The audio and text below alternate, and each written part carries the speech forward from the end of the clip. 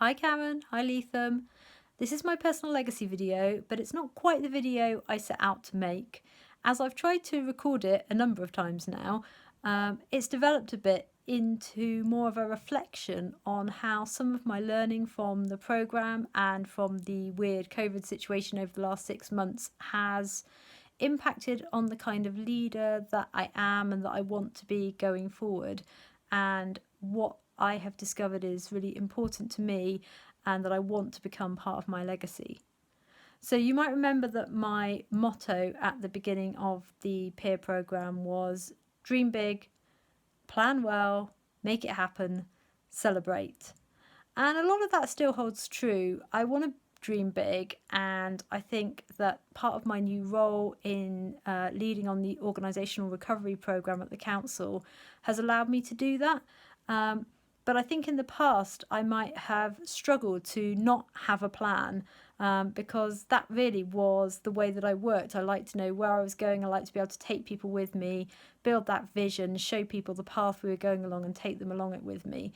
And the last few months, that planning has gone out the window somewhat. So I've had to change my motto a little bit and change the way that I think about leading. And something really helpful that Lethem talked to me about was about being able to abide in ambiguity.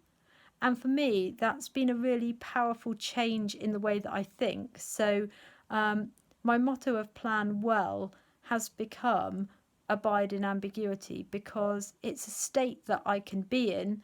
It doesn't feel like I'm not able to plan, but it means that I have to plan without all the answers and to be able to take people with me as a leader without all the answers. And that requires quite a different set of skills. So one of the skills that I've definitely been developing, and partly through listening to some of the HR leaders who came and talked to us on the programme, Rafaela, Caroline from Great Ormond Street, has been about not being an HR leader, but being a business leader. So getting out in the business, understanding what the outcomes are that the business need, and really enabling the business to deliver, not thinking about things from an HR perspective, but thinking about things from a much wider organisational perspective, and trying to bring my understanding of people and how they work and how to engage them to those bigger questions. And that's been a really different way for me to lead and to show my sort of expertise out in the business.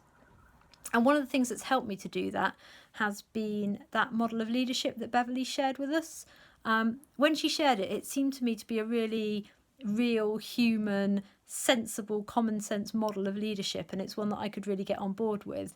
And then doing the 360 and getting the feedback from that was a massive confidence boost, because it showed me that my peers, my colleagues, my manager already saw me as a leader in a lot of those areas. That was really important to me, because that has meant that I can take those skills into new programs and into new roles and new ways of working, and feel confident that I'm going to be able to give people that engagement, help them to flourish, help them to become good leaders. And it's also given me areas to develop and to make sure that I draw on strengths of other people across the team and not think that I need to be able to do it all, and to draw on that model to help me to think about where I want to develop as a leader going forward. Part of the personal legacy video was thinking about who am I, and something that has become apparent through this that I probably didn't pay enough attention to before is that I'm not just about work.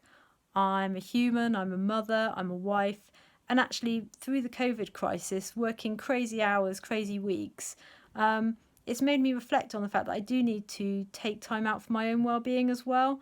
And it's not something that I really thought about that much before, but actually as a leader, you can't lead others if you're pouring from an empty pot. So I've tried really hard to develop a leadership style which encourages myself and other people to take that time and to support each other to take that time, so that we can come back fresh and ready to go and ready to lead.